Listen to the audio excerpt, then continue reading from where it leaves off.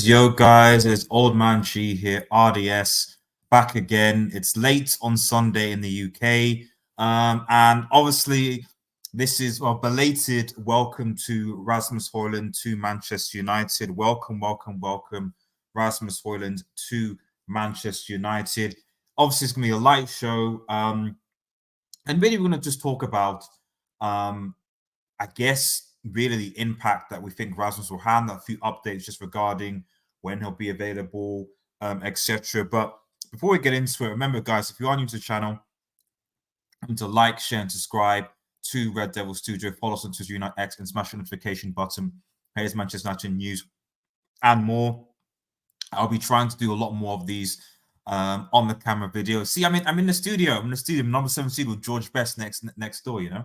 But yeah, I'll be trying to do more of these, especially when I get the watch-alongs going along. The only thing is that my arm is still busted.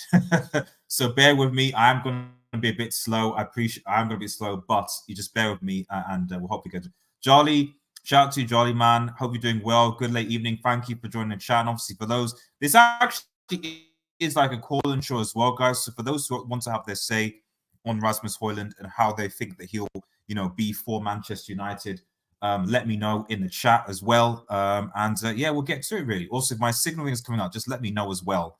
I'm seeing my guys being on the stable. Let me just edit a few things. 2 seconds. I think if I do this, hopefully I should be okay. If I cut in and out, then let me know. This one of the things I need to sort out. So is getting a new computer or something, because it's just whack. Anyway. So let's get straight into it. Rasmus Hojlund, welcome to Manchester United. Rasmus Hojlund. What can I say? I mean, what can I say? I mean, now says it. Can't believe we got him. What a signing! And I think that's where I want to start really, because I think there's been a lot of, and this is more so from rival fans, but a lot of negativity regarding Rasmus Hojlund and the fact that what's he worth? Because United spent, I think, it would be the equivalent of about 70 million euros on Rasmus Hojlund, I think, in total, if you include add-ons for this player. And there was an argument that a lot of fans saying so well was, I think, in Serie A.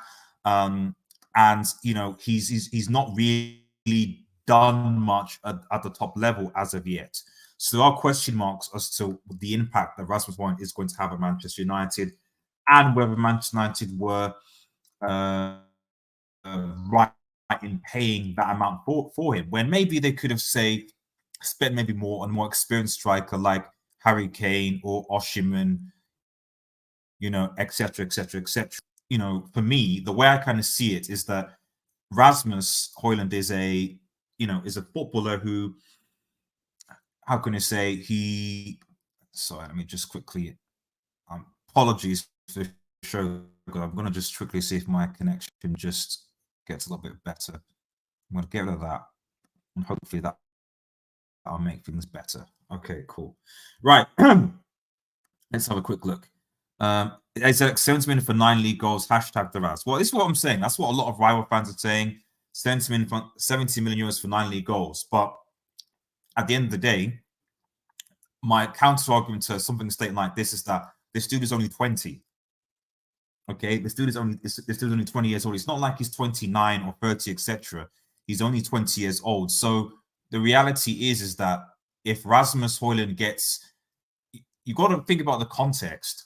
How many world-class strikers are there in Europe right now?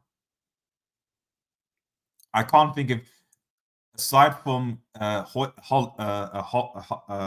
who's at City, and Harry Kane, who may still come to United if he stays at Spurs, to be quite frank. We'd probably get him on a free. Who else really is there? Lukaku?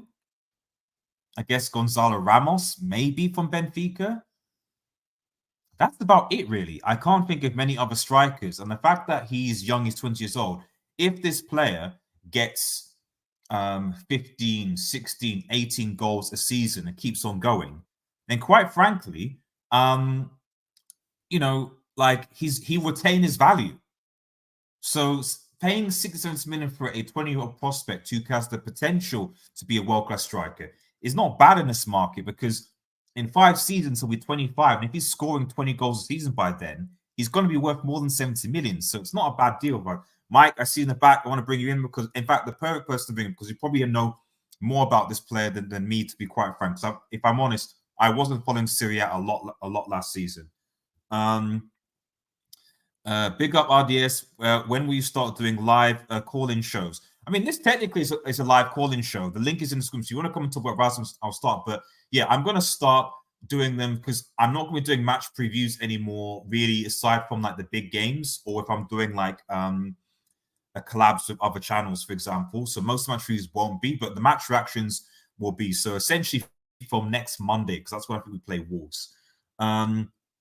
Is this guy injured for real? Yes. Yes, he is. Yes, he is. Do we have to worry about his injury record? I'm still recovering from Marshall. Please say it ain't so, RDS. Now, it looks like according to reports, he picked up a bit of a knock in preseason training with Atalanta, which it doesn't seem to be so bad, but I think the issue is that given the fact he picked up a knock in preseason with Atalanta, he's not up to match fitness as of yet. So it's going to take him some time to get up to match fitness, I think is the concern, is the issue. As far as I'm aware, his injury record isn't that bad, but obviously we'll see what happens. But yeah, I agree with you, kind of a Martial situation. I hear the secret club that had to hide a deal was Chelsea. They wanted this guy badly. I don't know. I mean, I don't actually know what Chelsea's transfer policy is actually this season, to be honest, because they bought so many players. Nicholas Jackson, I don't know what Chelsea are wanting to do. I really, really don't. He seems very raw, but he seems to have great potential. I still don't think he's ready enough to be leading the solo line. I mean, Ten Hag, we said at the beginning, wanted a. We know that he wanted a senior striker and upcoming striker. That's what we know, and I think the ideal was to get this guy and also to get Harry Kane. Now, I suspect Harry Kane is still going to Bayern Munich, but we don't know yet. If Daniel Levy rejects the deal, I personally think that he stays at Spurs, and United probably will sign him on a free, because United will be able to offer him ridiculous wages that will be better than Bayern's. And Harry Kane's preference probably will be to stay in England. That's what I say, man. Lukaku could do a job at right wing, probably not. It's 9 goals in 24 90-minute appearances. Exactly. Yeah, let's put that in context, I guess. People laugh at his stats, don't watch his games. He was a sub and pulled up those numbers. He's got 6 in 6 with Denmark, as well as a crazy. Just going to wait till people find out. And this is the thing. This is why I like this type of situation. Sorry, Mike, I'm going to bring you in now. I like this type of discussions because much like people and rival fans looking at Onana, even though like I looked at the game and it was like, I don't understand how Onana is at fault for the goal when we're playing, we're pushing up the field and it's the low who loses the ball. We're pounding Onana is useless. So I'm liking the fact that the rival fans, especially for some reason Arsenal and Chelsea fans, that seem to be tuning into our preseason games for whatever reason, I don't understand. I'm liking how they're taking pot shots at Hojlund and Onana already, because it means that if they do pop, if they do ball, if they do obviously do things, you know, so then they'll surpass expectations. I'd rather that be the case than people hype players up only for them to flop, you know. Now, let me bring my guy Mike in. Thanks for joining. Let me see. Let me get this in here and get Mike in. Yo, Mike, man, how you doing? You okay? Yes, man. Out here in Chile, of all places, Ooh. actually. Yeah, I know. I'm seeing the photos on Twitter, man. Like, you seem to be enjoying life, man. Life is good. I can't lie, RDS. Life is really good. I don't have to stress about work or anything. It's nice. Don't have to stress about football. It's been good out here, man. The weather is probably a lot better than it is here. I can imagine. Oh, bro, I'm tan as fuck. I'm tan as fuck right now. That's what happens when you're like 35 Celsius in an island and just chilling on a beach or trying to survive in the Amazon from snakes. That's what I've been doing. But yeah, look, hey, man, guys got Rasmus Hojlund. Can't believe it. It's a great signing. I have to be honest. I'm you know, RDS, I'm not this guy who's going to be shameless and say, oh, I think he's a terrible player. I've been following this dude since probably after Copenhagen. Then he went to Sturmgras in Austria. So in 2 years, he went from playing in the Danish league to the Austrian league to the Serie A, and now is a Manchester United player. I mean, it's a pretty remarkable rise for this kid. Okay, how much did you guys pay for him? 70 million, right? About 70 million euro, yeah, something like that, yeah. Okay, look, it's a lot of money. Like, it is. Okay, if we're thinking about it, 70 million for a 20-year-old, I think it's 20 years old or 21 years old, who really has not proven that he is that guy. Now, if you said you would get 70 million for, let's say, Gonzalo Ramos, you would say, okay, you know, we've seen him. He could do it in the World Cup. He's done it in the Champions League. Rasmus Hojlund, I saw David T's comment. You know, he's got 6 goals for Denmark in 6 appearances. He scored a hat-trick against my nation, Finland. Now, I'll tell you right now, that was terrible defending from Finland. And then he scored 2 goals against Kazakhstan. So he's not scoring 6 goals against Germany, although Germany, as you know, we talked about RDS, they ain't nothing anymore. He didn't score 6 against Italy or these sort of countries. He scored against weak nations. You're buying him based on potential. He's a very good player. Yeah. I will stress that. He's a very clinical striker, both on his right foot, left foot. There's all these videos of his pace and everything. His pace is, I mean, he could be a 100-meter sprint runner for Denmark for all I care with his pace. I just, you know, worry that there's going to be a lot of expectation because United don't have any other strikers. I mean, do you want to trust Martial again, the guy who's injured all the time? Rashford, I don't see him as a striker. I see him as more of an inside forward down the left. So there's going to be pressure on him. But if he can play with confidence and Ten Hag can get the best out of him, and we've seen with Ten Hag, he does wonders with strikers. Look what he did with Haller. Look what he's constantly done with strikers in the past. I just worry that he's now injured already. That's going to be a big issue. If he's injury prone, you guys don't have any other forwards to get the goals other than Rashford. And if Rashford doesn't score, then I really don't know what Manchester United have in attack. And if I'm any team in the Premier League, then I'm not even trying to like banter. I wouldn't really be scared. Yeah. No, I don't disagree. I mean, we're putting a lot on him, you know. I mean, there is because RDS, you would think that Anthony would have been that guy too, right? Yeah, but I mean, Anthony, you know, I think this season's going to be a big season for Anthony and Sancho. Really, Anthony this season. And I would argue more so Sancho, because this is Sancho's third full season now coming into, and we still got to see from him. It was a real blow in my opinion that someone like Ahmad, for example, got injured. I think that was not helpful, because I think he could have done something. Pellistri, I think, is looking good. We'll probably go out on loan. You are looking at who are the forward attacking, which, as you said, Rashford, we can't really rely on him again. Martial is I think, as far as I know, he's injured now. He's not been involved in preseason, so he's basically going to be non-existent for most of the first half of the season, because he's not going to be match fit. Could you go down a false number 9 route? Probably. So yeah, a lot of stuff is going to be reliant on him, on Rasmus just making an impact, and that's going to be difficult for him. I agree. I don't really think he's going to be a guy who's trying to link up play. He's just going to just score the goals. Kind of just reminds me of Haller with Ajax. Just be that gunman. Get the goals. You don't need to look pretty. You don't have to be like Haaland, right? Obviously, everybody's going to joke, oh, look, they look the same. They're from Scandinavian countries. They almost have the same name. Højlund just needs to be like Haaland and just get goals. Doesn't matter how you do it. It's just about getting the goals for Manchester United. And if he does, then maybe 70 million might look cheap for this guy in, let's say, 3 to 4 years if he keeps on scoring and scoring, gets 20 goals a season, 25. Then it will look like a bargain. But I think for the first 2 seasons, I would be shocked if he gets 20 goals in the Premier League in one of those first 2 seasons. I would be genuine, because he has not shown the same sort of ferocity of amount of goals like Haaland has at a young age. Yeah, no, I think that's my thing. I think, for me, my expectation is 15 goals. 15 goals in the Premier League. If you get 15 goals in the Premier League, then I think we can work with that, especially because Manchester United, because the thing is, as good as Haaland is, he is playing in a team that will create chances for him to be able to score goals. Manchester United typically do not, as bad as, we say about Lukaku and other number 9s strikers, the reality is this team a lot of the time struggles to create. Now, I think that has improved a lot of the time, and the issue a lot of the time now is on how brickish our front 3 have been. Because none of the front 3 that have been playing consistently are forwards, are strikers, number 9s. That is a problem. So, I can think, RSV, do you want to speak for a second? We can't hear you. No, we can't. I'll type it in the private chat. We can't hear you. Was that you, RSV? Anyway,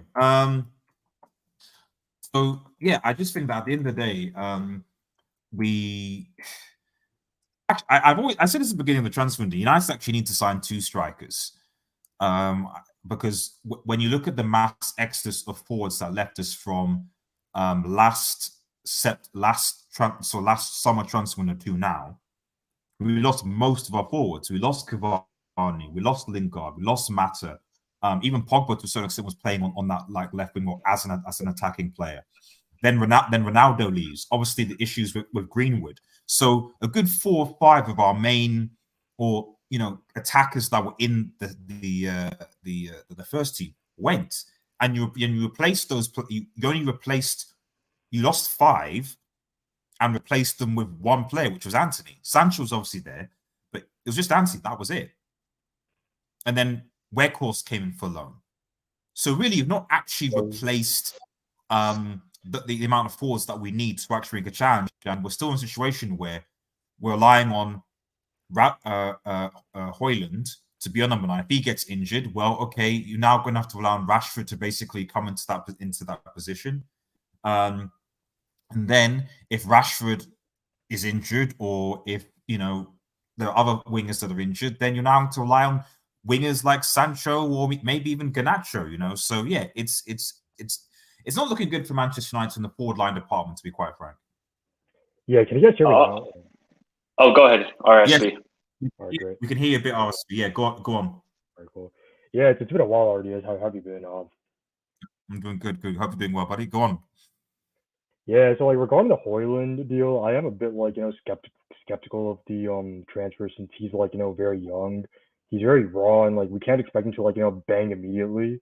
But my concern is that, though, since it's the Premier League, he could like instantly get found out because like the Serie A is like definitely like in terms of like standards of defending, it's like at a different like stratosphere compared to that of the Premier League. Like he even at one point said that like Chris Smalling was the toughest defender that he faced in an interview he did with like one of those Serie A people last year. Yeah, that's. I mean, to be fair though, I still rate Chris Smalling over Harry Maguire. You know, I'll say that I don't get how United paid 80 million for a guy who's not better than Chris Smalling. To be honest, I actually think that like if Chris Smalling was in our squad, we would have been. I don't think it would have been okay. I'm not saying Chris Smalling is a brilliant defender. So, but like, given the fact that United swapped him for Harry Maguire, we've got egg on our face, considering he was our Premier defender for a while. How have you guys played so far in the preseason? Has it been a bit more of a transition sort of style of play from you guys against in the preseason games? It's been more transition. We just can't like finish our dinner. That's the only problem though. But apart from that, we've been like mostly transition based. I mean, look, I think that really fits Rasmus perfectly then, in my opinion, because really Atalanta didn't really play the possession style of football that we're kind of known for under Gasperini. They played a little bit more in transition against the big teams, and that's where you saw Rasmus have a lot of joy against like Lazio, if I remember, and Roma. So he might fit perfectly into what Ten Hag wants to do. I think you guys really want to be a pressing team now. I don't think it's about now being a possession-based team like he had in Ajax. He wants to just be full throttle. I think somebody said it perfectly, I think, a couple of weeks ago, that he's trying to be like Liverpool in a way. He's trying to play like Klopp, heavy metal football, the Dutch way. And I think Rasmus can fit that. Like when Liverpool won the league during the 2019-2020 season, like very similar to that. Is that what you're trying to say, Michael? Yeah, I really think he's trying to play that sort of style of football. Not exactly the same, but you see with Mount, you see with Bruno, you see with Hojlund, you see with Rashford. Now, the problem is I don't really see Antony as a very good presser of the ball, and especially off the ball. On the ball, very good. But can he be that direct sort of player, Antony? I just don't really see it. But, hey, I think Rasmus fits into that style of football that maybe Ten Hag is trying to build with Manchester United. He looks at the style of players that he has, and he says, I can't play the way I want to play, right? I look at Wan-Bissaka, look at Luke Shaw. Maybe they can't do the job. But with Rasmus, he can fit the build. And also, we apparently like hired a new head of medical services, Gary O'Driscoll, he used to work for Arsenal. He is like a top-rated like physiotherapist and like head of like a medical team. Apparently, Liverpool wanted him in 2020. But like Mikel Arteta convinced him to stay, and like he has a great record at like maintaining like players' fitness levels. So like I think this time, hopefully, Martial can be fit for like more than 30 games. You guys cannot keep relying on that guy. Stop. Yeah. Oh, you've heard about him, Michael, or? I'm just talking about Martial. You can't keep relying on this guy. Okay. It's like Liverpool with Keita. Yeah. I gave up on him after the second season. Yeah, I've given up on Martial. Like if we get. Sorry. One last thing. So Michael, you said that like Liverpool, that Ten Hag is trying to like transition us into like a more like how Liverpool played under Klopp that season when they won the title, but like weren't Liverpool also like a mixture of like a possession-based side with your fullbacks being your main like chance creators? That is true, and that's why I'm kind of looking at Manchester United. That you look at maybe Bruno, not really Mount, because I don't really see Mount as a creator. So it looks like he's going to have to be like sort of that right side of Manchester United, Bruno and Anton, if he does start to create for you guys, because I just don't see Luke Shaw and Wan-Bissaka creating. So I'm sorry. Okay, they're very good defenders. I would say that. I think Luke Shaw and Wan-Bissaka are very good defenders. But going forward, are they Robertson and Trent? I'm not trying to be arrogant. I don't think they're close to that level whatsoever. But 100%. It's going to be very intriguing to see how Ten Hag will use Mount if he's going to start. Because then if you guys go get Amrabat, because obviously you guys are being linked to him, then what happens? Is it then just going to be two CDMs with Amrabat and Casemiro? There's a lot of possibilities with this lineup, so it makes it intriguing for Ten Hag. But I'm just, I'm kind of worried about if Rasmus is injured for you guys, where did the goals going to come from? I think that's a big worry for Manchester. Because how many goals did you guys score in the Premier League last season? Was it quite low, like 55 or something? 58. 58. Yeah, you cannot do that again. You got to get up to 70 goals at least minimum. I mean, we did countless hitters last season, but without Rashford, we're basically Chelsea in terms of like attack. Yeah, I mean, to be honest, I said several times this season that contrary to what people said, like it was actually the defense that got us top 4. I know people don't want to say that because we conceded 7 to Liverpool, we conceded 6 to City, we conceded 4 to Brentford. But actually, when you look at the amount of goals that we conceded over the whole campaign, we conceded we conceded the same amount of goals as Arsenal. Like the only better teams defensively were City and Newcastle joint. So City, Newcastle, and then United, Arsenal. So why is Liverpool game? Okay, yes. So I go on. Yeah, sorry, I was just saying, like, in that Liverpool game, like, the result was definitely not a fluke, but, like, the scoreline itself, 7-0, was 100% a fluke, because we kept on constantly giving away the ball in that second half, and we just massively capitulated and, like, lost our heads, because they had, like, I think 7 or 8 shots on target, and, like, De Gea didn't make a single save in that game, so. Yeah. And also, to be honest, I blame the fullbacks and the midfield in part. Well, the whole team. So, but I don't think you. The whole team, but mainly it was Weghorst, Anthony, Dalot, and Fred, the real culprits behind the Anfield massacre. Yeah. I don't disagree with that. So, but yeah, my overall point is that like overall United's defense is what got the top 4. If we had to rely on the goal output from our strikers, that there'd be no chance. And I don't think. Well, I mean, there is an argument, so that with Onana, for example, coming into this team, obviously we talked a bit about it when the Welcome to Onana video, so that United are going to obviously play. And already we're seeing a lot about in this season that United are playing fair up the pitch. He is a sweeper keeper. I don't care what the haters are going to say. I don't know why people are blaming him for that goal against. Exactly. I don't understand it. Because, like, we were in possession of the ball. Like, of course he's going to be that higher up. Yeah, it's like he got lobbed. It's like, yes, because where's he supposed to be? Like, if you have possession, like, and you're playing as a sweeper keeper in that style, like, you're not going to be on your goal line. Like, I don't understand. It was confusing to me why so many people were assuming. Wait, are people blaming Onana for that goal that he conceded? Yeah. I'm like, Jesus. But how?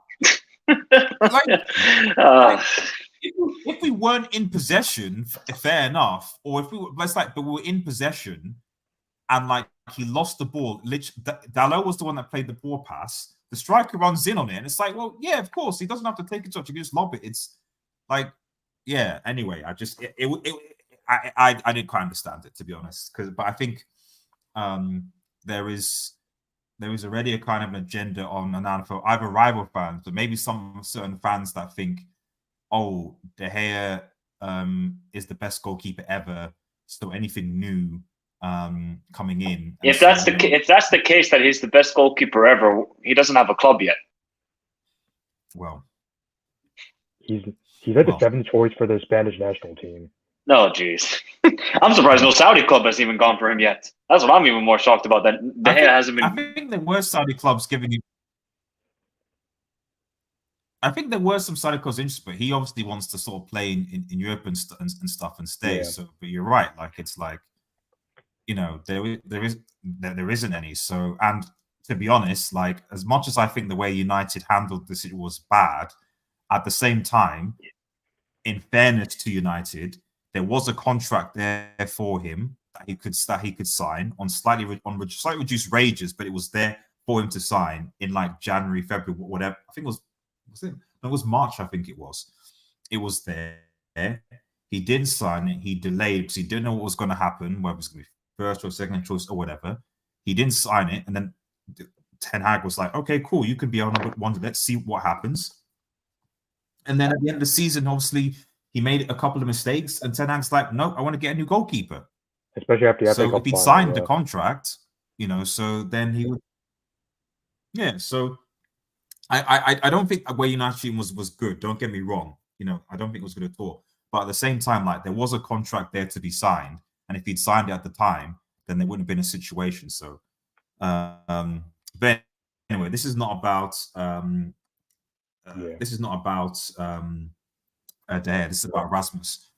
So I think Mike's just come back on. So I guess I guess the other thing to talk about Rasmus is just like what should be the expectation for Manchester United fans for him this season? Because as Mike said and made a very good point, there are going to be a lot of Manchester United fans that are going to think that this is the dude who's going to, be the striker that's going to take Manchester United to the promised land. And yes, we see what Haaland did with Manchester City, but at the end of the day, Manchester City have players that can create for the striker, who can, and Haaland was a goal machine freak, even at Dortmund.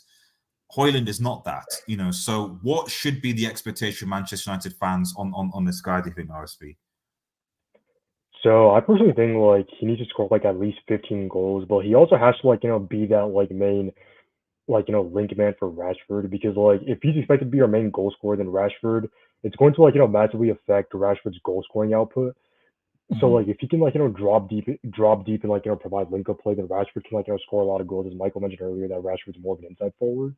But Højlund can score a lot of goals through bucket loads of chances being created from like Bruno and even Anthony as well. Anthony in my opinion is like more of like an inverted winger. He's definitely less selfish than Rashford. He can create chances in the final third for Højlund to take. But yeah, like I think the main expectation for United fans is that he needs to step up and like prove himself that he can like lead the solo line for the next decade for us by scoring like at least 15 goals next season in the Premier League alone.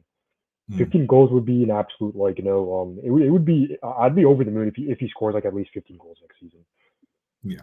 Yeah, I think that's fair. I think if this guy scores 15 goals in the Premier League season, I think that's job done. I think that he can improve. And in fairness, the guy, I think it's Ben McCarthy, I think it was the striker coach that when Rashford, at least with Rashford, I have noticed at least before he started to get more greedy, towards the end of the season, for that sort of period from about what was it? Just pre-World Cup and sometimes afterwards, Rashford was a beast,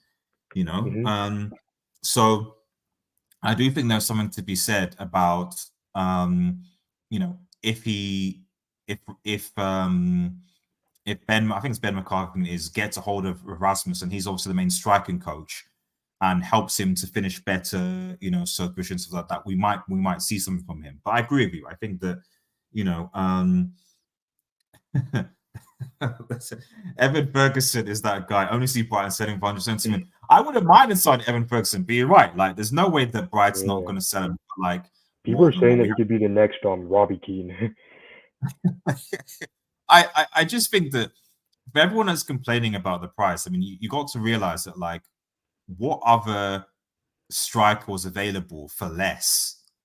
I mean, okay, maybe Gonzalo Ramos, maybe you could say, is probably the only one I could think of. But I mean, would he fit with Ten Hag star? You also got to think of resale value as well. And then Osimhen and Kane are just no-goes because of the price. They just are. Yeah. So I think ultimately, like with this guy, I mean, the injury thing is a bit of a worry because I don't want us to be in a Martial situation where we basically have two injured strikers out.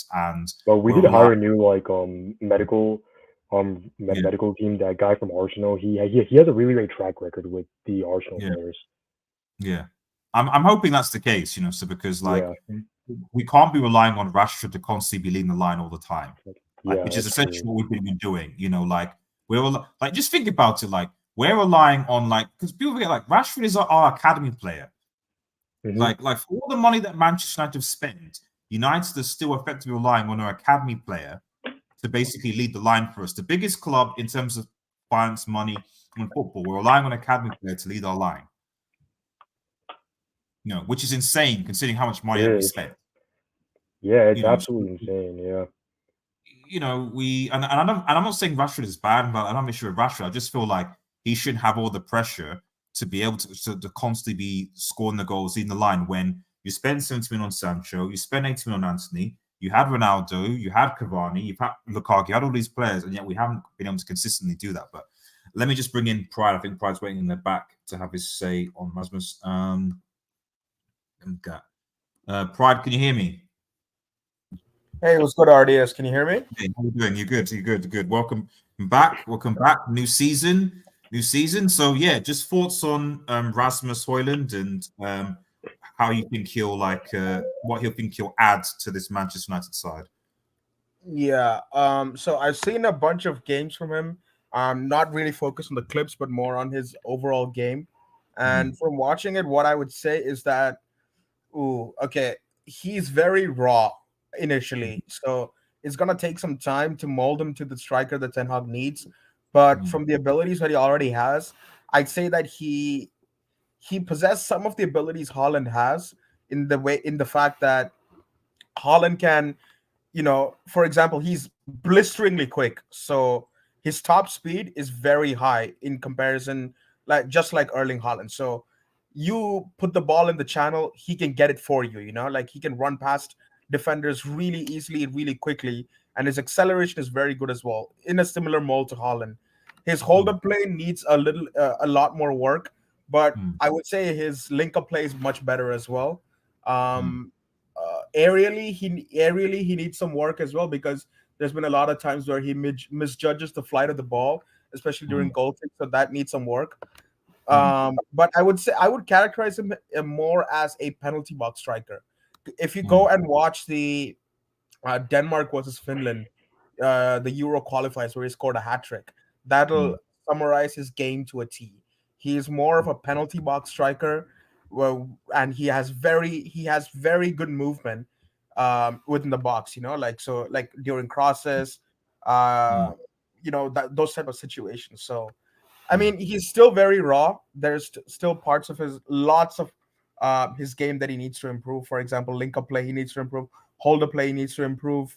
I'd say some of his finishing needs to be refined, even though there's promising signs. But he's a good project. He's a good project to work on. And I'd say if you pair him up with, I don't know, like, this is just off the top of my head, but someone like a Harry Kane next season, he's a good understudy to a Harry Kane that can be promoted to the first team, the first choice striker in 2 to 3 years' time. So that's my 2 cents on it. I mean, I think that was, like I said, I think the initial plan from Ten Hag, or idea, was that he did want two strikers, a senior striker and an understudy striker. And I think Højlund would have been seen as the understudy striker, with Harry Kane being the obviously the senior one. Now we still need to see what's going to happen with the whole Bayern Harry Kane thing. We'll see what happens. For me, the way I see it is that if he doesn't go to Bayern Munich this summer, he's coming to Manchester United next summer. More than likely, I think he will, because we'll be able to, at the very least, outwage Bayern Munich when it comes to wages, and also Harry Kane's likely preference to stay in England with his family. So don't worry about competing with Bayern Munich next summer if he stays at Spurs. If he leaves, then obviously he goes to Bayern, and then that's it. We then, in my opinion, need to still go out next summer or January and find another striker, because we, plus minus depending on what eventually happens with this Greenwood situation, which is still kind of pending. But if you put that to one side, United probably still need to go out and get another striker, as well as a few other positions. What I would suggest doing, actually, RDS, is that if Harry Kane doesn't move this summer, then probably try and get in touch with the agents to see if he would be open to coming to Manchester United. If he doesn't, then the best option for me would be to go out in January and get Ivan Toney from Brentford. Oh, that'd be very ideal. Yeah. Yeah, even Toney would be a very. I mean, we can talk from his agents. We could talk to his agents, in January anyway. 6 months before his contract. So and Spurs can't do anything about it. So you're right. So, but you have a good point. If Harry Kane messes with something like that, then yeah, Ivan Toney. I mean, he's not going to be match fixed. Obviously, he's got a ban. But yeah, I think that if we're talking about a senior striker, someone who can do a job, Ivan Toney would actually be a good shout. Yeah, either Toney or Watkins, someone like that. I think even Toney's even better than Watkins, to be honest. Yeah, Watkins for form. So I see what you're saying. Is there anything else? So I guess also on sort of Rasmus Hojlund now. He obviously there was some stories coming in about the fact that, like, I think it was the Daily Mail that he's not got his shirt number yet because there's potentially some transfer movement going on at Manchester United this week. Now I don't know whether that means that Fred, Van der Beek, etc. are basically going to be sold this week, because that seems to be the fact they need to be sold because we want to get Amrabat in. Whether Manchester United are planning to bring in some other players, that we don't know about. I don't know. But whatever number he gets, so obviously will be the number he gets. But what do you think that? I mean, this is a difficult question, so to speak. So, but do you guys think that this signing of Rasmus Hojlund change where you think Manchester United could finish this season? That's a really good question. So like, if he can help us, like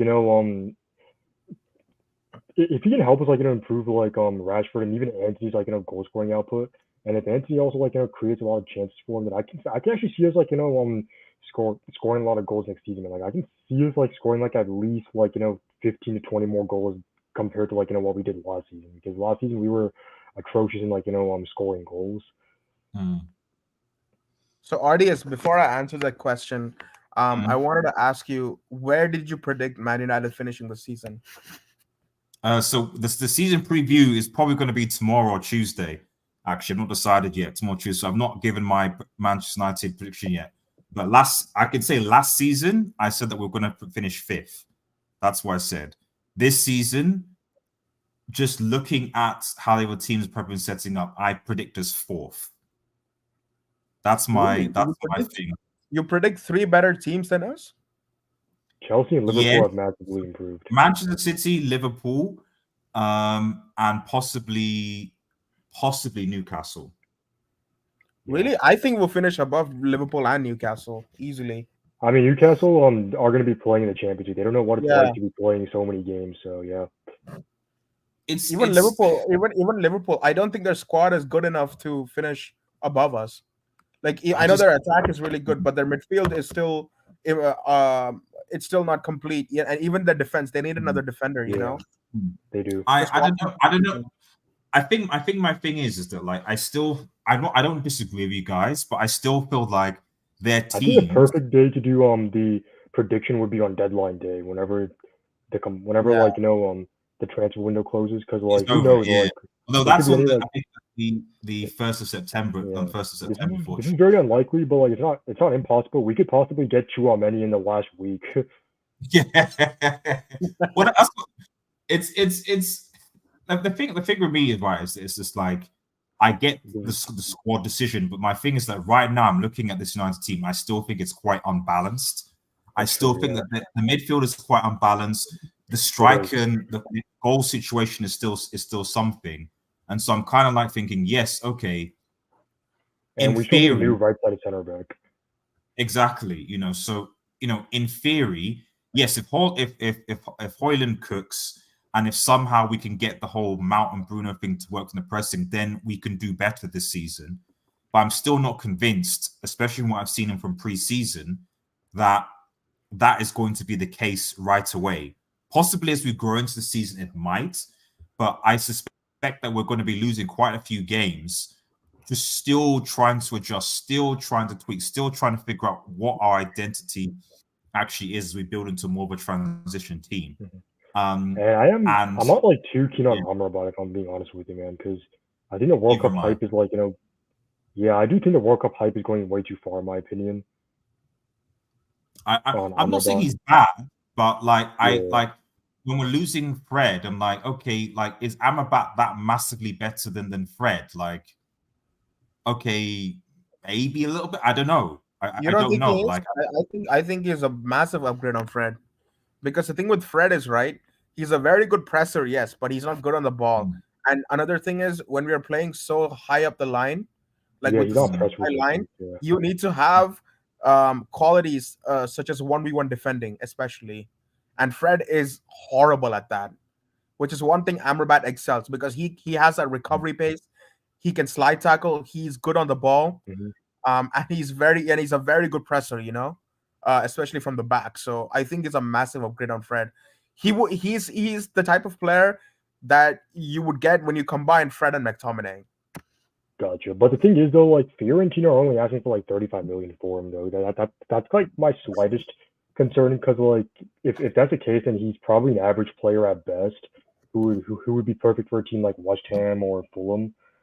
Because like if he's actually that like keen of a player, like Fiorentina would definitely be like asking for a much higher price, in my opinion. Yeah, Like, but I don't think he's gonna be a starter. So and plus he's 26, so yeah. I That's don't the think. thing. I mean, most is it Madman can play dim. We have no one else who can offer that aside from Casemiro. Yeah, obviously Freddie, although they might have McTominay there. So, but yeah, I would be. I mean, I guess having the option of playing Casemiro and Amrabat helps if we want to go more defensive, especially I suspect if we're playing against Manchester City or or Liverpool, Anfield, etc. Sure, it would be And suicide. RDS, if you're playing someone like Luton, you can go Amrabat, Mount, Casemiro, more attacking. Oh, sorry, Amrabat, Mount, Bruno. Yeah, Someone that's exactly. more attacking, So We can't play Casemiro, Bruno, and Mount against Liverpool, City. And plus, we have Kobe Mainu as well. So yeah, no, of course, yeah. I obviously I completely forgot about Kobe because to be honest, I actually felt that when we had Kobe from the limited preseason that I saw when we were playing Kobe, Casemiro, and I think Bruno and everything like that, we actually looked quite balanced. Yeah, we were really good against Arsenal. Yeah, Kobe looks good. He's the next so when duo, man.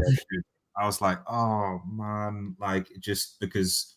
Do you know how serious that injury is? Is it for the whole season? And no. It looks like it only be for just a bit. Like the 2 first, months. like, 2 months. Yes.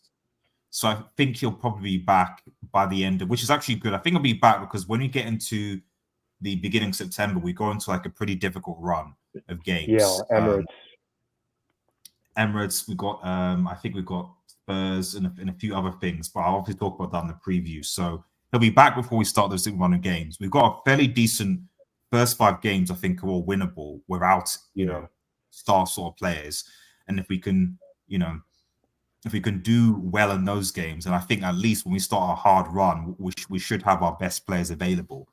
At least that's what I think anyway. So, but yeah, I mean. The only reason why I'm a bit more optimistic, I guess, this season is that, like, one optimistic is just that I look at because of the new Champions League format, you have to get in the top. It's a top 5, not top 4 anyway. That's the first thing anyway.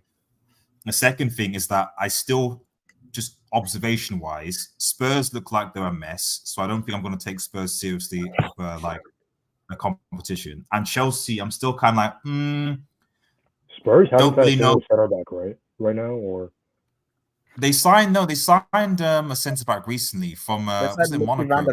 Van der Ven from Wolfsburg. Okay.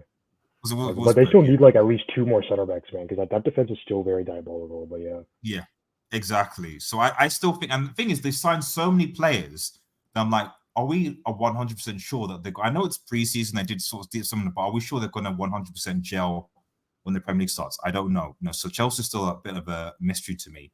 And you make valid points about Liverpool and thing as well. So what I expect from this season is for us to make a comfortable top 4, not a struggle. Yeah, Lavia alone can be the lone 6 for Liverpool. Like they do need like experienced DM for Lavia to be the understudy. So yeah. Look, I think we can make Champions League next season. That's not an issue. It's just I want to see us pushing towards that title a bit more this season. Not, I wouldn't say a definite title challenge where you finish, I don't know, within 5 points of whoever's on top. But it's respectable. Yeah, we should close the gap to Arsenal by like at most, I would say like 4 or 5 points, and at most 10 points. But yeah, we should be able to close the gap. I don't have an issue with coming down Arsenal, but like I still think this squad and this team is still far away from Manchester City, irrespective of what happened in this Community Shield thing today. The Arsenal fans are getting gassed saying, "Oh yeah, we're gonna." No. Funny enough, Community Shield's a curse. Like Liverpool fans got gassed last season, especially when Nunez like outscored Haaland in that game. Exactly. And you saw what happened. They won a treble. So yeah, like the realism is that they're at the end of the day, this Manchester United squad is still, in my opinion, is still far away from City. So RDS, can I ask you a question regarding I wanted to ask you guys, actually, both of you, like, if you had to name, let's say 4 or 5. Actually, let's keep it 4. 4 takeaways from this preseason. What would it be? So that can be style of play, that can be players, that can be any transfers that needs to be made.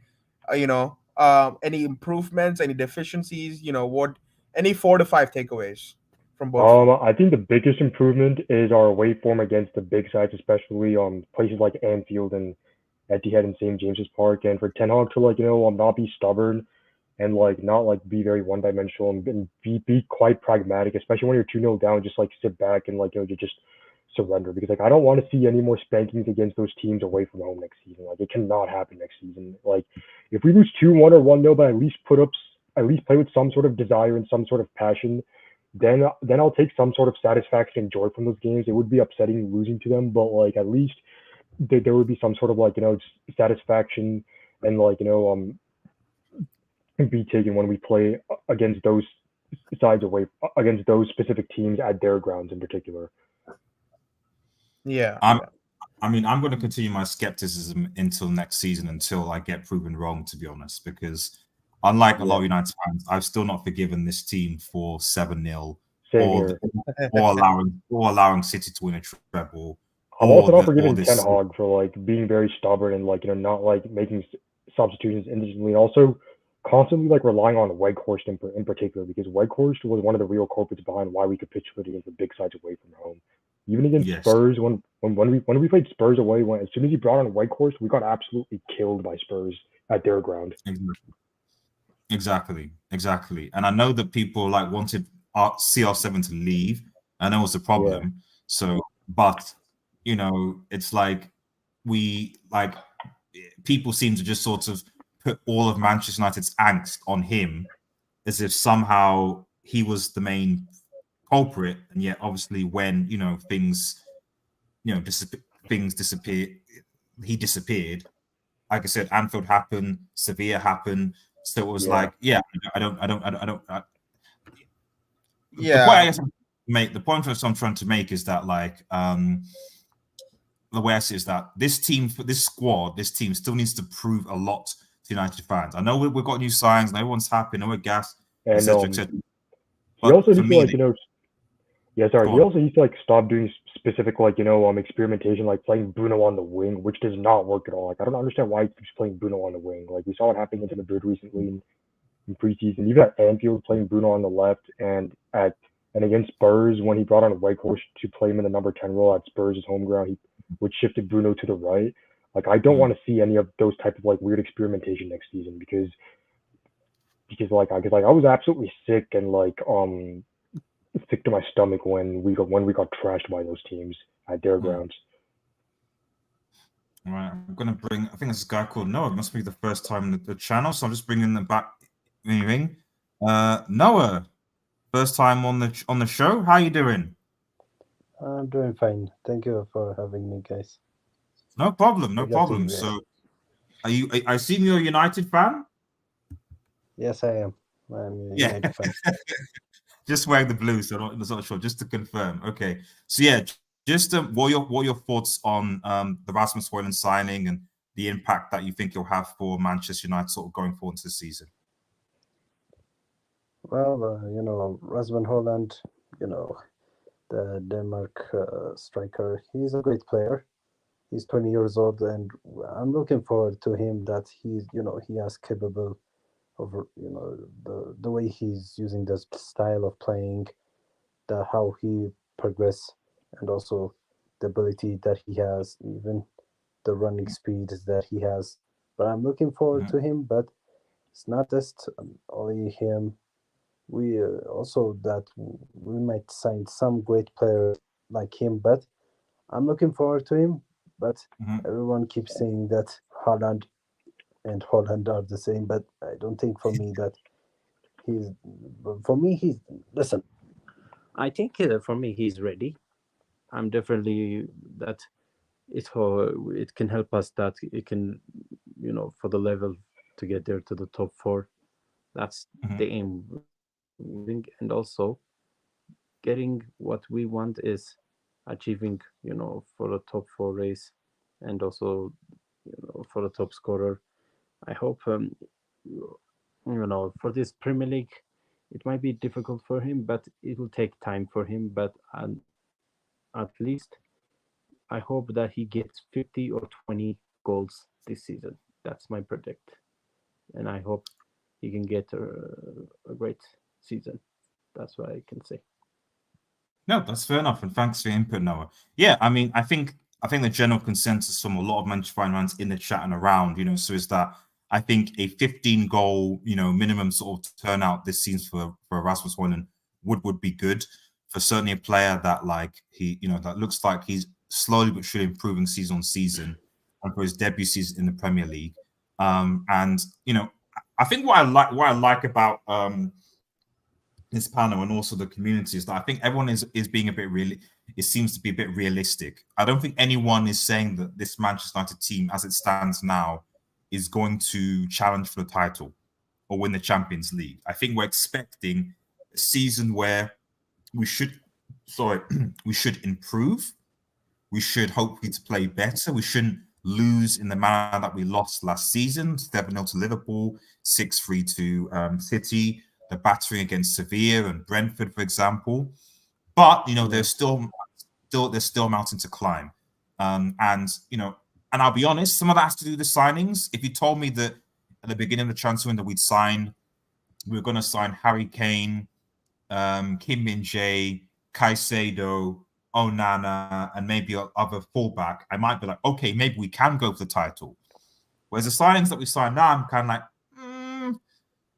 Onana, great, I'm happy. Going out, Mount, Hojlund, we'll see. It's like these are potential players that can improve and make us better, but they're not established, and we'll see what happens, Yeah. Just quickly read this quick comment. So, you will be seeing Bruno on the it doesn't. Yeah, exactly. Yeah. Sorry, go on, Pride. Sorry. I was going to say, we said the same thing about Salah, Henderson, George Wijnaldum, Van Dijk. Look what happened. So you never know. We did exactly. This is what I'm saying. So I don't. But the point is that it's for the team to prove to us that they can do that, because as we saw last season, we saw a United side that sometimes played really well, but at other times capitulated badly. Almost like they were relegation fighting side, because as bad as Brighton and Villa and even Chelsea, for example, I don't remember any of those teams capitulating as badly as we did against Liverpool, City, and Sevilla. I can't think of any. Maybe the Liverpool one was painful. I mean, that's just because we lost concentration. But for me, the most painful one was Sevilla. Yes. That was the most painful one because we could have beat them easily. It's just because of us that we lost, Yes. Yeah. Yes. Yeah. Didn't take away. And for me, sorry, go on, Noah. What are you going to say? Okay. What you mentioned about Sevilla and Liverpool and City, it's not just only that. The main reason that we couldn't even to control the balance that we had because of our players weren't good enough, like Fred, like McTominay, because when the main reason that we weren't able to become like City or even Liverpool, because defensive midfield like Casemiro, you mentioned the example of Casemiro. There is no type of player like him who can play of that midfield. If you can say Fred, he doesn't have the quality of playing. Even McTominay as well. That is why I want them to get rid of them as soon as possible, because we need a great player like Amrabat, for example, from Fiorentina. I think he's a great player. It can help us to develop it for the Premier League. I don't disagree with you, but what I would say though is that in fairness to McTominay and Fred, even our defense, I think one of the big reasons our defensive record overall in the Premier League still speaks for itself. And I think that a lot of the blame, in my opinion, of last season goes to actually our attacking line. Our attacking line We, especially against Sevilla at Old Trafford, we had enough chances to at least make the game 5 or 6-0 by 65 minutes. It's because of we lost Martinez. It's because of Lisandro Martinez got injured that made it cost us. Yeah. I don't doubt that, like, defensively, because that was an impact. What I'm saying is that, like, I think a lot of time we often blame the defense and the DMs for their mistakes, and that's right. But I also think we need to factor in that, like, a lot of the time, even under Oli, for example, we created quite a lot of chances that our front three didn't put away, and it's getting frustrating that we don't have the forwards. We're essentially relying on Marcus Rashford to score most of our goals. I don't even think I don't know how. Aside from probably Rashford, I don't know any other United forward that probably got into double digits of goals last season, which is really bad, let alone assists. So I think that hopefully our midfield will be better, and if we get Amrabat, that will improve. But I think this season there should be a lot more pressure should be put on our forward players to actually be able to assist and actually be able to score, because we can't rely on Marcus Rashford to score most of the goals this season. And hopefully Hojlund here, contributes and chips, makes the situation better. Yeah, but today that I heard the rumors that Rasmus Hojlund might take the number 17 or number of Fred. That's what they're saying. Yes, yeah. Fabrizio Romero. I suspect that Fred will be leaving, but yeah. Yeah, but for me, if I were one of the boards, I would rather to give number 9 to Rasmus Hojlund, because Martial, for me, is that enough?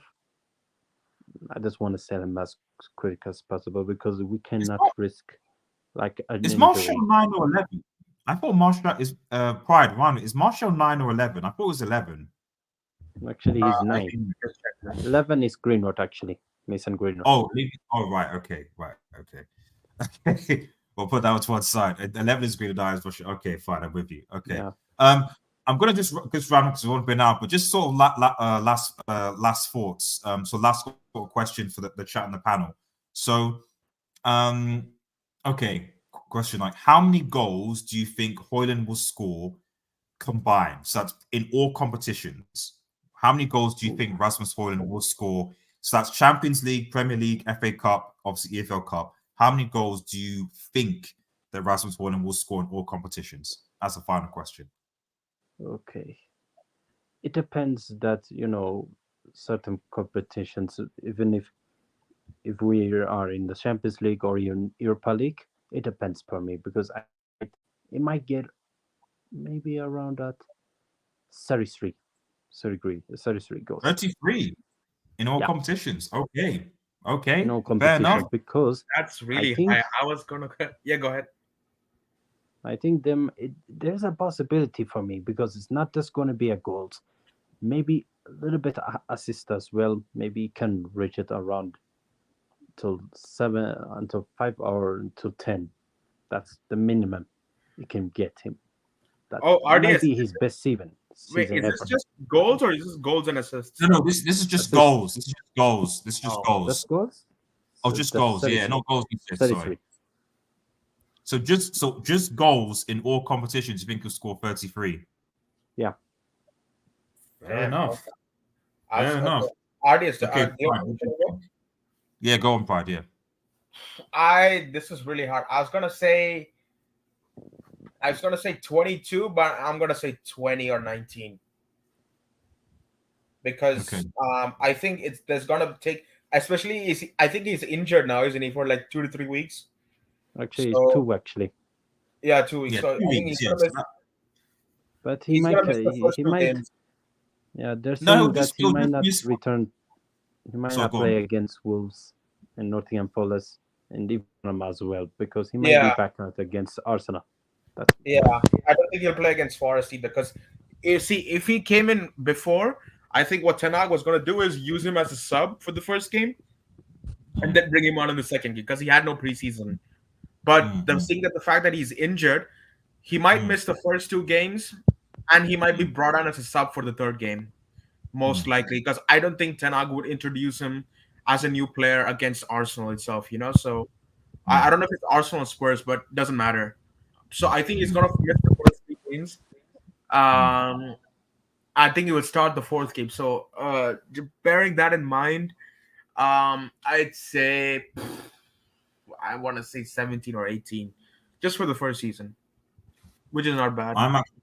I'm going to go with, so Mo Water says, he says actually 15-20, I'm happy. I'm actually going to go with Stephanie. Big up Stephanie Griff in the chat. Yeah, I'm going to go with 25 goals as well, actually. I think 15 PL, and I actually agree with this. This is what I think. Because I think that, because the EFL Cup won't have started before he comes back. And all you have to do is get like he'll probably play him in the EFL Cup, and you're playing against, I don't know, Scunthorpe or something like that. So get maybe good. I don't think he'll play against them. I don't think he'll play against them because he's our only striker. So I think he'll play something like.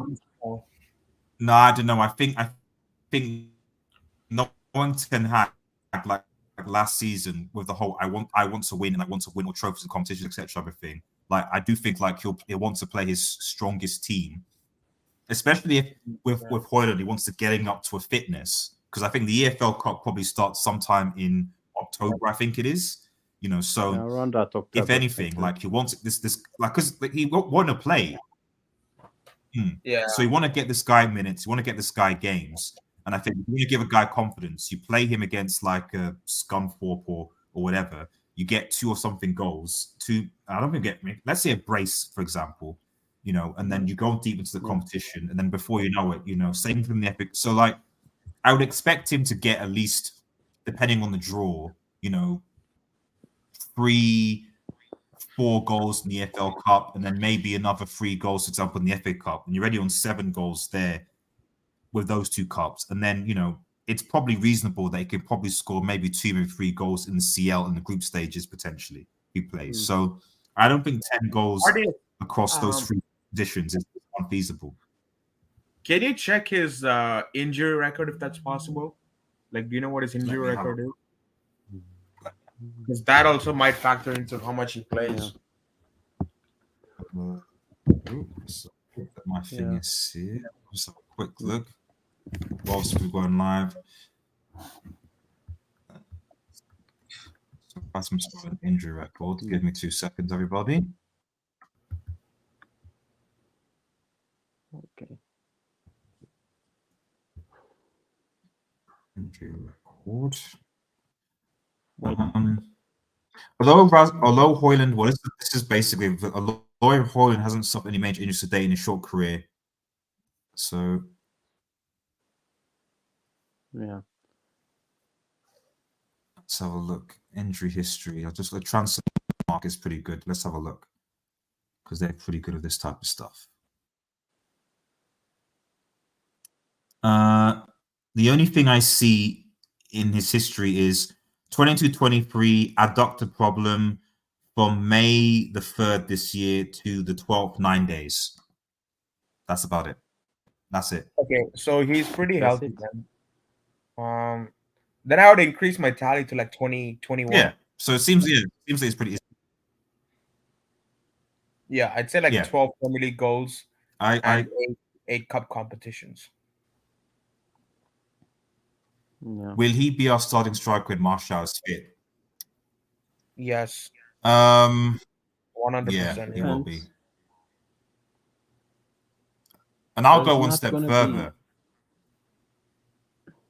I'll go on so if Martial's fit, you should try playing Martial on the left and Hojlund at 9. Yeah. Instead of Rashford? I would. Yes. Man, you really don't like Rashford, do you? No, I do like Rashford. But the thing with Martial is I've always said I prefer Martial on the left than as a number 9. Unlike Rashford, what I like about Martial is that Martial, especially when he plays on left, he actually goes in and tries to actually take on a player. Like, yeah, he often looks for someone in the middle. He often looks for someone in the middle. Like he almost plays like a winger. Like he plays more like a winger than Rashford does, as more like an inside forward. But I like how he takes players on. I like how he tries to find people in the box. Marcus Rashford just plays like an inside forward all the time, So, and one of the things that I worry about when you play Hojlund and Rashford together is Marcus Rashford really going to? Hojlund is a number 9. Is Marcus Rashford really going to increase his output to support Hojlund in the box? Is he going to cross to him? Is he going to pass to him? Is he going to make runs? All the rest of it? Is he really going to do? Is Rashford going to adapt his game, knowing that he's going to basically put out wide for most of the time now? I'm not sure. Yeah, but RDS has 2 problems with that. First one is his injury record. Like Martial's injury record is not great. I mean, I know you're taking into the assumption that when Martial is fit, but the second problem is if you put Martial in this team ahead of Rashford, you're taking away our primary goal scoring option. Like Martial is not known to score like 30 goals a season. That's what I'm saying. This is assuming that Hojlund doesn't ball. That's what I'm saying. So if we're in a situation where Hojlund now becomes our main goal threat, as it were, and we want to create and we want to support, because we want to go from a situation where we're not relying on Marcus Rashford for goals all the time. So don't get me wrong, I'm not going to die on this hill. If Rashford plays on the left, I don't have an issue with that. My only concern it's not just only Marcus Rashford, being as a winger, because you could, for example, you can say Alejandro Garnacho, that can help us as being as a backup, if just in case if someone has got injured or someone, it can be helpful for us. You brought in a good case, because from the stuff that I've seen of Garnacho, certainly in preseason anyway, Garnacho's looked really good. Garnacho is definitely someone who can definitely, you can make a case for that. I didn't even think about that's a very good point, because people are like, if Hojlund does play as number 9, where does Garnacho fit? And is there an argument that Garnacho, who's going into second season, could go 20%? Essentially, Garnacho becomes the competition for Rashford, does he not? Yeah, of course he does. I was gonna say that I would, like, for the start of the season, like for the Wolves game, I would start, since Hojlund's not gonna be fit, I would actually play Rashford down the middle when he's not fit, Garnacho on the left, and actually start Sancho on the right, because I think he actually had a pretty good preseason, better than Anthony. And like I know Anthony scored and assisted in the last game, but I say that Sancho has had a pretty overall better preseason than Anthony. So I would actually start him ahead of Anthony there. What about Mason Greenwood? Yeah, I don't be helpful, but we don't know for sure about the board, the decision what is going to be made. I think because the issue with Mason Greenwood. Go ahead. Listen, I was saying, I think with Greenwood, the situation is better that we don't know what the club is basically going to decide. So, like, I don't think it's really a good idea speculating on what's going to happen to Greenwood, because we don't definitively know what's going to happen. Even though I do think it's weird that they're going to make an announcement about it, which makes me think that he is staying, because why would they have to make an announcement if they wanted to just cancel his contract or send him out on loan? That is a little bit weird to me. Because RDS, if he's like, this is my 2 cents on it. I'm just going to speak very briefly on this. Like, and I talked to other people about this as well. Like, if he's found if he's found innocent by the court of law, then he has every right to come back to United. Doesn't matter what other people think. Doesn't matter how how it's perceived. Like, doesn't matter people out on the internet and on Twitter perceive him as guilty. If he's found innocent in a court of law, that means he's innocent. Doesn't matter how it is. Right. Technically, he wasn't found innocent in the court of law. The case wasn't taken to court. He wasn't found guilty. Like, they couldn't prove that he was guilty. So, like, if he's not guilty, then he has every right to come back. And but another thing I would say is, like, even if he does come back, I wouldn't play him. Like, I would actually send him out on loan, because, like, he hasn't played football for a year. So God knows how his fitness is. Like I heard that he hired like a private. He had some private sessions with some coach at United or something, but like that's irrelevant. So like he has been out of football for years, so he needs to get back to fitness. He needs to get back to his best. So I would actually not play him for a year or like send him out on loan. Like you cannot consider him for this season, no matter what the outcome of the case is. And it depends. We don't know for sure, but it might help for Eric Ten Hag. But it depends, because it's not just only Ten Hag that is going to be the side; it's the board. Because no matter what, if Greenwood, because last season without Greenwood, it had been tough for us. Okay, without him, because Anthony and Sancho weren't good enough as a right wing.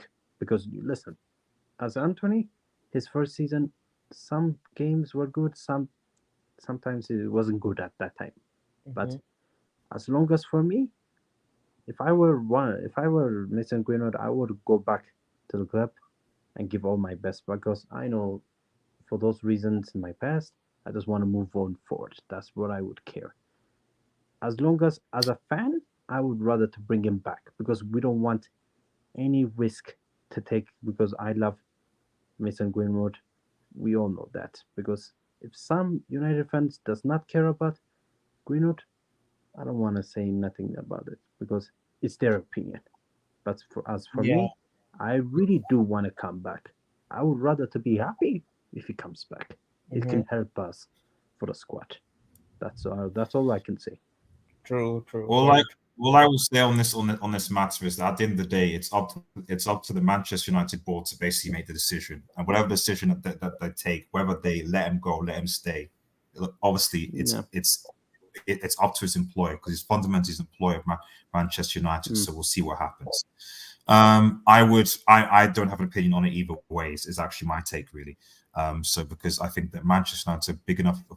I believe that there's no player that's big enough than Manchester United, and every player is replaceable.